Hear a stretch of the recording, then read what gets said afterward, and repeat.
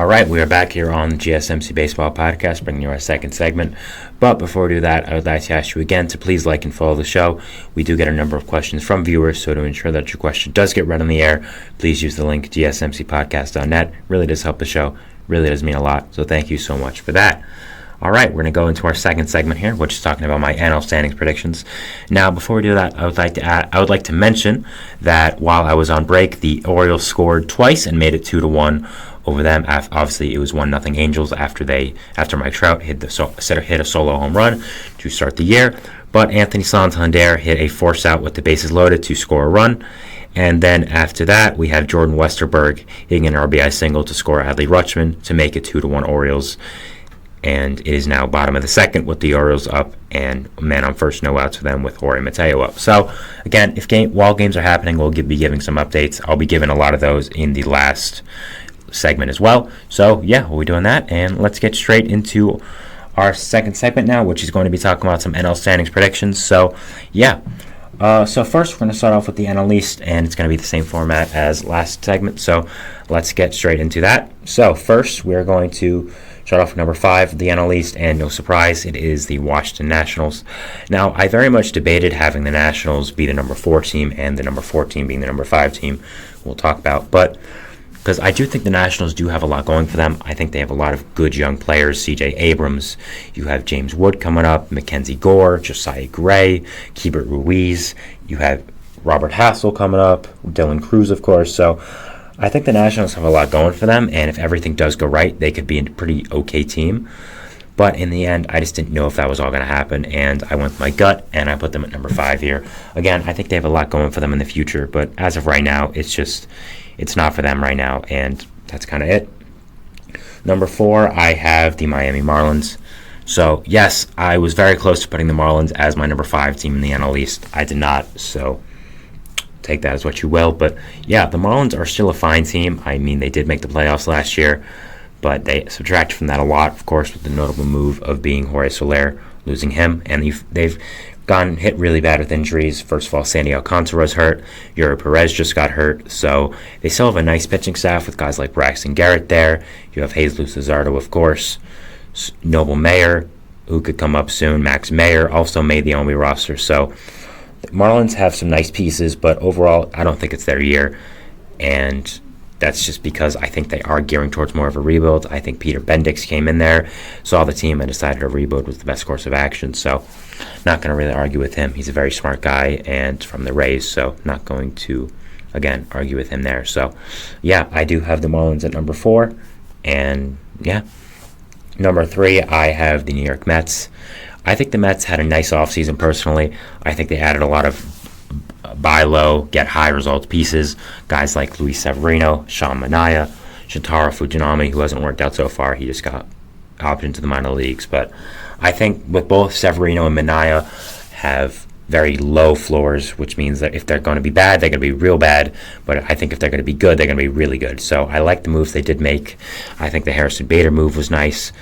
I think overall the other pitching depth moves they made, like getting Adrian Hauser, were nice as well. So, yeah, I do think the Mets are an okay team. It's just I don't think they're better than the 2 teams above them in the NL East, which we know who they are, and I don't think anyone's going to be disagreeing with me. So, yeah, I think the Mets are fine. It's just that's kind of it. They're just fine.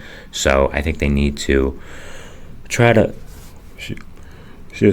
I think they need to try to be more competitive and just try and overall put the team together. So, yeah, I think they have all the talent in the world with superstars like Francisco Lindor, like Pete Alonso. But I think just they're number 3 right now, and I don't think much is going to change that.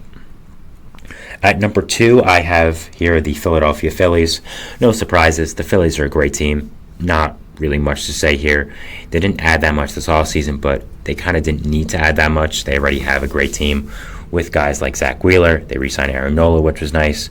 I mean, the hitting core is obviously amazing. JT Realmuto, Bryce Harper, Bryson Stott, Alec Boehm, Trey Turner, Nick Castellanos, Brandon Marsh, Johan Rojas, Kyle Schwarber. So they have a great team already. I would have liked to see them add one more piece maybe. I think they're fine without it, but I still think it would have been nice. I thought they were going to be a sleeper for Jordan Montgomery. Obviously, that didn't end up happening. So, yeah, I think they're a good team. I think they could have done a little bit more, but overall, they're still fine. I have them in the playoffs. So, yeah. And at number 1, of course, is the Atlanta Braves. I don't think there's much else to say here. Again, with this team, it's the Braves. Like, they're amazing. They have an amazing core, an amazing team, and just everything about this team right now is pretty incredible. They're clearly the second best team in the NL. They have been for a long, long time. So yeah, I'm not gonna spend too much time on the Braves here because we all know how amazing they are. They have arguably the best player in the league in Ronald Acuna Jr., last year's MVP. Amazing pitchers in Spencer Strider, Max Fried. Their bullpen got even better this year. So yeah, they didn't add much. They added Chris Sale, was a nice get, I think. Reynaldo Lopez, who's an interesting get. Same with Jared Kelenic, a very interesting buy. So yeah, we'll be seeing what happens with the Braves this year. And yeah, honestly, gonna see how the new additions perform, and I'm gonna be interested. So yeah, there we go. After that, now we have in the NL Central. We're gonna start off with number 5. Now, number 5 might be a controversial take, but I want to make it clear that I think all the teams in the NL Central are kind of bunched together. I think they're all kind of on the same level right now. And for number 5, for me, in the NL Central is going to be the Pittsburgh Pirates. Now, I know a lot of people are very high on the Pirates. I know a lot of people have them being the number 2 or 3 team in the Central. But that's just not me personally. I'm not very high on them. I think mainly it's their pitching. Mitch Keller, Jared Jones, nice guys, but other than that, I just don't think there's much there. Marco Gonzalez, you've signed some other people as well who are just kind of mediocre. That I just don't think the Pirates pitching is going to do enough, and I just think it's going to be abysmal, to be honest. I think their hitters are good, but I don't think there's any true superstars there. I think O'Neal Cruz is really good. I think Henry Davis is really good, but I'm just not entirely sure if anyone is going to separate themselves from the pack as being the real superstar in this team. So yeah, I think the Pirates are good, but I think all the teams in the NL Central are good, and that's why I do have them at number 5. Again, I don't look at them as a last-place team. I just think it's where they find themselves in the division right now. Number 4, I have the Milwaukee Brewers. Milwaukee Brewers have gone under a lot of changes this offseason, specifically with the pitching staff. They were known for having elite pitching staffs all throughout their time as being on top of the Central, mainly with Corbin Burnes and Brandon Woodruff. Burnes got traded to the Orioles, and Woodruff's out for the year. So, yeah, it's definitely a big changes in Milwaukee. They traded win-now guys as well, like Mark Canha, to give their younger bats more playing time. So, yeah, I think they're going to be good in the future, but I think this year is going to be more of a retooling year, rebuilding year, where they try to figure out who's a keeper and who's not. I think they have some nice players on this team, like Jackson Chourio, Sal Frelick, Tyler Black, but I don't think anyone is going to be good enough to make them better. I think their pitching staff's not that good as well, with Freddie Peralta being your ace. So, yeah, just not very high in the Brewers for me, and I do expect them to finish 4th in the NL Central. Number 3 here, I have the St. Louis Cardinals. Now, I've talked about how much I hate the Cardinals organization many times in this show, mainly because of the hitting core. The hitting core is so amazing. Like, you have so many great young hitters in this lineup. You have veteran guys as well, like 2 former MVPs in Arenado and Goldschmidt. So, yeah, their lineup is incredible. It's just their pitching is so bad. It's so bad. Sonny Gray was your only big ad, and he's even mediocre himself. I mean, I shouldn't say that, actually. That's my apologies. But Sonny Gray's really good. But other than that, you have Miles Michaelis, Lance Lynn, Kyle Gibson. Like, that. Just no. Why are you adding these guys to this team? You have such a good hitting core. It just doesn't make any sense to me. So I think Sonny Gray was a great ad.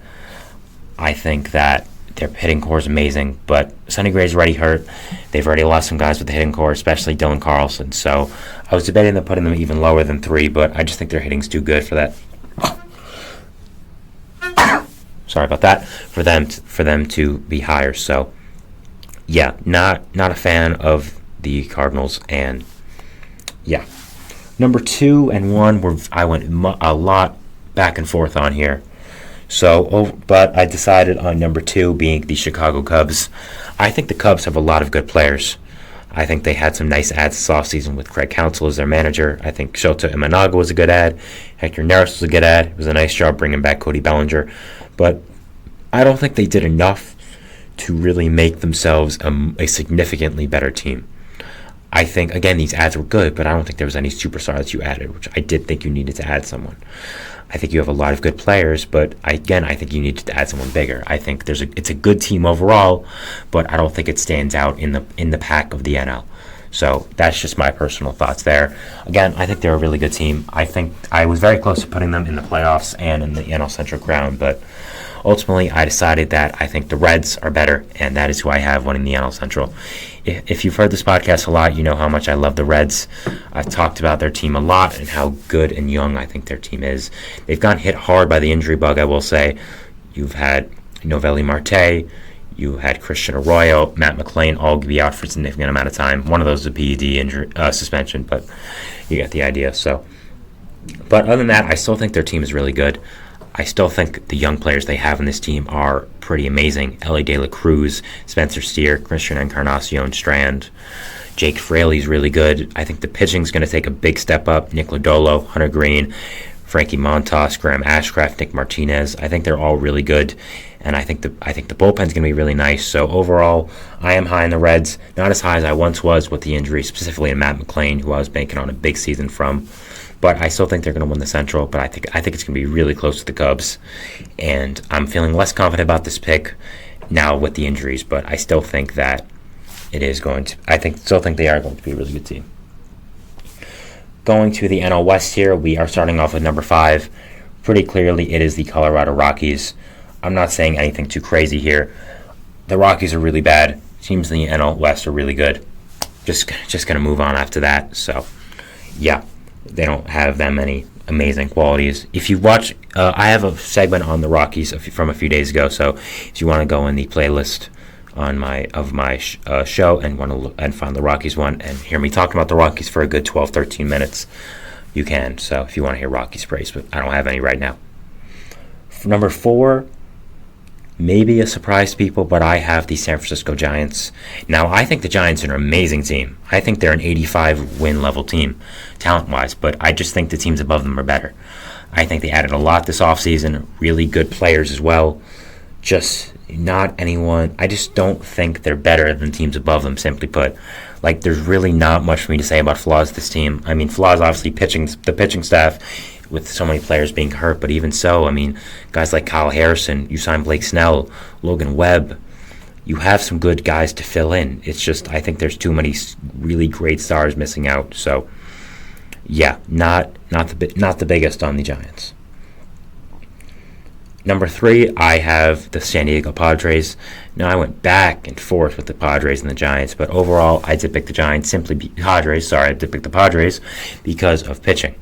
I think the Padres have significantly better pitching than the Giants. I think with the addition of Dylan Cease, you're already having Michael King, Yu Darvish, Joe Musgrove. I think it makes their pitching staff so much more deeper, so much better. And yeah, I'm really high in this Padres pitching staff. If you watch yesterday's episode, I have Tatis winning the MVP, so I think he'll help this team as well. Machado, Ha-Seong Kim, Xander Bogaerts, also great players. Jackson Merrill coming up. So I think a lot's going right for the Padres this year, and I do think they are going to be in the playoffs, and I have them as the number 3 team in the NL West. Again, really close with them and the Giants, but overall, I did pick them over them. Number 2, I have the defending NL champion, Arizona Diamondbacks. I love what the Diamondbacks did this offseason, even more now that they signed Jordan Montgomery. So, yeah, I mean, honestly, very, very, very, very happy about that. So, yeah, overall, I think the Diamondbacks are a great team, and I think that their offseason they had was very, very good, and I'm really, really high in them going into the year, maybe a little bit higher than most people. So, yeah, I think they're going to be very close with the Dodgers. I think they're clearly the 3rd best team in the NL. I'm very, very high in this Diamondbacks team, and I think they're going to do very, very well. And number 1, of course, is the Dodgers. I don't have to say anything about the Dodgers. We know how good they are. Really, that's kind of it. So I haven't said my World Series prediction yet, which I will now, I guess. I think it's the correct time. I am going to be boring, and we'll be picking the Dodgers and Astros, and I'll be picking Astros in 7. Sorry, I just think those 2 teams are the most well-suited for the playoffs. I think the Dodgers are now with the additions to the pitching staff they made. I think the Astros always are great. So, yeah, going to go the boring pick. Sorry. don't know what to tell you. I'll probably give an update on that throughout the season as it goes on, probably at the All-Star break and trade deadline and all that stuff. So, yeah, that's it. So, thank you for watching the second segment. We'll be going to our third segment here, which is going to be talking about 5 opening day matchups to watch. When we come back, I'll be giving you another update on what's going on opening day. The Yankees game is about to start, so I'm sure I'll be giving updates on that because it is the Yankees, and we'll be seeing Juan Soto. So, yeah, we'll be talking about that there, and we'll be going to our third segment here after the break. So, thanks, and see you after that. Bye.